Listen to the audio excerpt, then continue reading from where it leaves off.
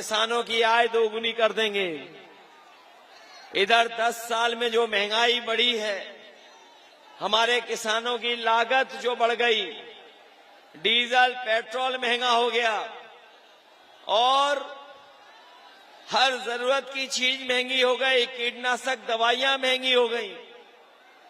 हमारा किसान अपना पसीना बहा करके, मेहनत करके, पूरी लागत लगा करके जब फसल तैयार कर रहा है, न उसे फसल की सही कीमत मिल रही है और न ही हमारे किसानों की आय दोगुनी हो पाई। बताओ किसान भाइयों, बीजेपी ने आपसे झूठ बोला कि नहीं बोला कि आय दोगुनी हो जाएगी?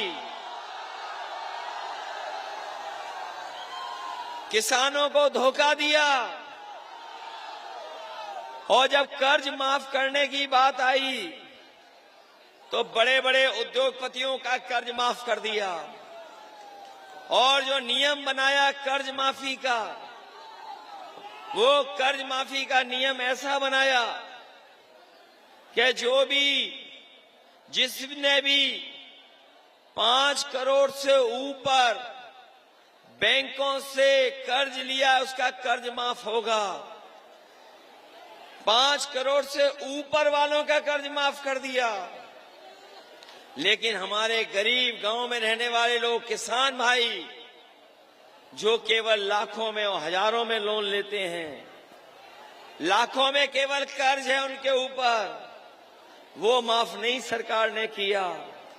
मैं आपसे कह के जा रहा हूं, दिल्ली में इंडिया गठबंधन की सरकार बनेगी तो जिस तरीके से 16 लाख करोड़ बड़े कारोबारी उद्योगपतियों का इन्होंने कर्ज माफ किया है, लाखों रुपए जो हमारे किसान ने कर्ज लिया है बैंकों से, वो कर्ज माफ करने का काम भी इंडिया गठबंधन में समाज सरकार में होगा। पैदावार को लेकर के हमारे किसान को अभी जो भाव मिलना चाहिए नहीं मिल पा रहा है। इंडिया गठबंधन ने तय किया है कि हम अपने किसानों को लाभकारी मूल्य देने के लिए, उनकी आर्थिक स्थिति को अच्छा करने के लिए कानूनी अधिकार एमएसपी का देकर के अपने किसानों को खुशहाल बनाने का काम करेंगे। मैं देख रहा हूं बड़ी संख्या में नौजवान हैं और जिन नौजवानों ने पढ़ा होगा वो जानते होंगे अंतर्राष्ट्रीय स्तर पर जो बेरोजगारी को लेकर के रिपोर्ट आई है, वो रिपोर्ट ये बता रही है कि आज भारत देश में 83% नौजवान बेरोजगार है। उसके बाद नौकरी नहीं है, वो काम करना चाहता है लेकिन रोजगार नहीं है। और इस सरकार ने तो हमारे नौजवानों के साथ उनके भविष्य से खिलवाड़ करने का काम किया। जो भी परीक्षा हुई सरकार में, हर परीक्षा का पेपर लीक कर दिया और एक लीक नहीं हुआ,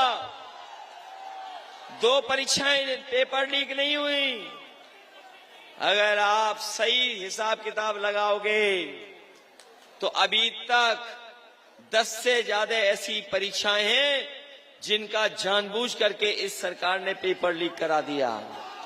नौकरी नहीं मिली। ये नौजवान जो फौज में जाता था नौकरी, जवान बनने, सीमा की रक्षा करने, पहले तो इन्होंने भर्ती नहीं की और जब भर्ती शुरू की फौज की तो आधी अधूरी नौकरी, ये जो आधी अधूरी नौकरी लेकर के आए हैं, ये अग्निवीर वाली नौकरी हम अपने नौजवानों को कह के जा रहे हैं। ये अग्निवीर व्यवस्था हमेशा हमेशा के लिए खत्म होगी। इंडिया गठबंधन सरकार बनेगी तो आपको पक्की नौकरी देंगे, पक्की नौकरी देंगे। ये बीजेपी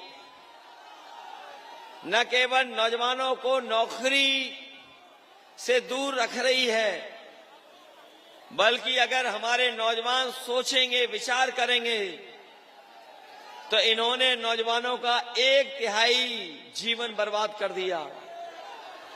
1/3 जीवन बर्बाद हो गया।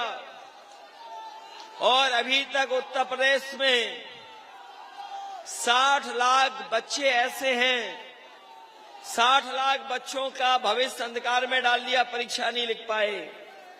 और अगर 60 लाख बच्चों के मां बाप को जोड़ दें और परीक्षार्थी को जोड़ दें, तो अगर एक परिवार में 3 लोग जोड़ दें और 60 लाख नौजवानों का पेपर लीक किया,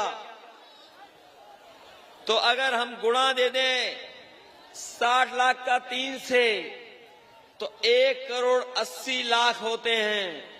और यही 1,80,00,000 अगर 80 लोकसभा में हम भाग दे दें, तो अग्निवीर और परीक्षा रद्द होने से हर लोकसभा में 2,25,000 वोट बीजेपी का कम हो गया। बताओ, जब 2,25,000 लोग इनके खिलाफ खड़े हैं, तो बीजेपी कैसे बच पाएगी? यहां के सांसद कैसे बच पाएंगे?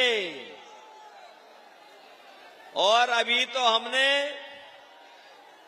उन लोगों को नहीं जोड़ा जिन्होंने वैक्सीन लगवाई। बताओ, वैक्सीन लगवा के आपके जीवन को खतरा पैदा कर दिया कि नहीं कर दिया? ये बीजेपी वाले जबरदस्ती वैक्सीन लगवा रहे थे। ये हमारे प्रशासन के लोग हैं, पुलिस वालों को तो और जबरदस्ती लगवा दिया। ये कोई नहीं छूटा वैक्सीन लगाए बिना। जब ये सर्टिफिकेट देखेंगे, बताओ, सर्टिफिकेट देख करके बीजेपी के खिलाफ वोट डालने जा रहे हैं कि नहीं जा रहे वैक्सीन वाले? और सुनने में आया है कि जो वैक्सीन के सर्टिफिकेट बने थे, उसमें से दिल्ली वालों ने अपनी फोटो हटवा ली। दिल्ली वालों की फोटो हट गई।